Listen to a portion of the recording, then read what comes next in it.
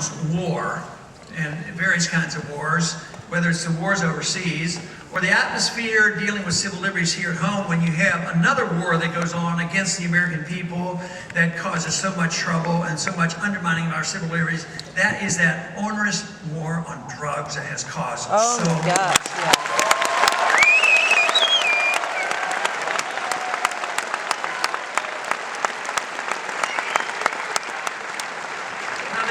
Now the war on drugs has been going on. The modern day war on drugs has occurred since the early 1970s. There was a more minimal war prior to that, but prior to 1912, there was no war on drugs, and people survived. Even in those years, they could go out and buy whatever they wanted.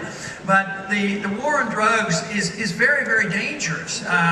But the war on drugs is, matter of fact, drugs are very, very dangerous. But the war on drugs, I think, is more dangerous than the drugs themselves.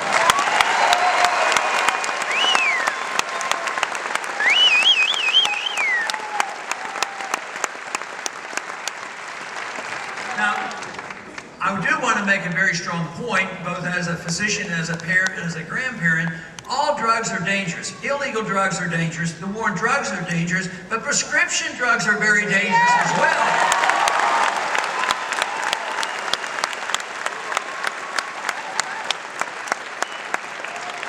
But certainly if we would follow the rules about giving more prerogatives to the states, some states now are just making token efforts to say that people who smoke marijuana for medical reasons should be allowed to. A few states have passed laws that way.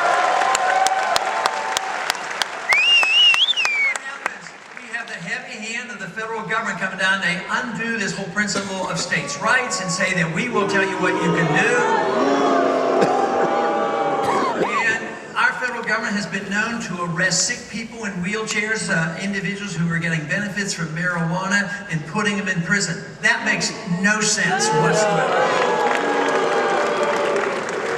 But the real harm done by the war on drugs, and we can't dismiss the fact that drugs are very dangerous. But the real danger is the undermining of our personal civil liberties, because that is used as an excuse to invade our homes without search warrants.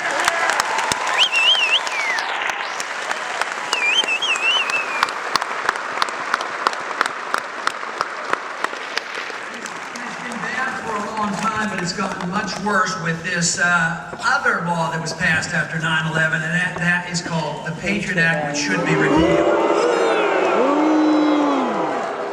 The Patriot Act, as I've said in the debates, is very unpatriotic. Yes, it The Patriot Act was passed, and that bill was floating around for a long time, and that was an opportunity to pass it and get a bill out there that they wanted to pass all along. But if they would have called that bill Repeal the Fourth Amendment Act, maybe it wouldn't have passed.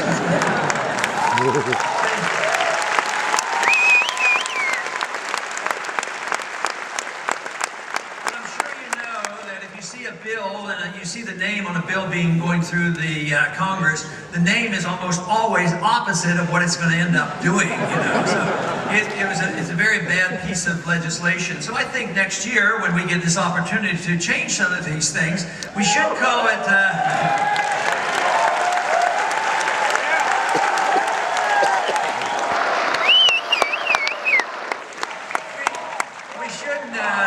We shouldn't call it repeal the Patriot Act. What we should do is let's restore the Fourth Amendment Act. Whoa!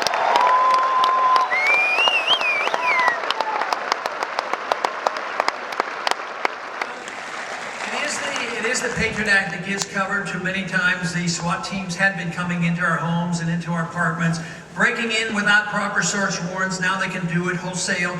And lo and behold, I imagine you have heard, there's a few occasions when they actually go into the wrong homes, and they've actually killed the wrong people. They shouldn't even be doing it, but it is out of control. They'll march into our homes without the proper authority, and the Fourth Amendment was supposed to guarantee that we would not be invaded by our government without a proper search warrant.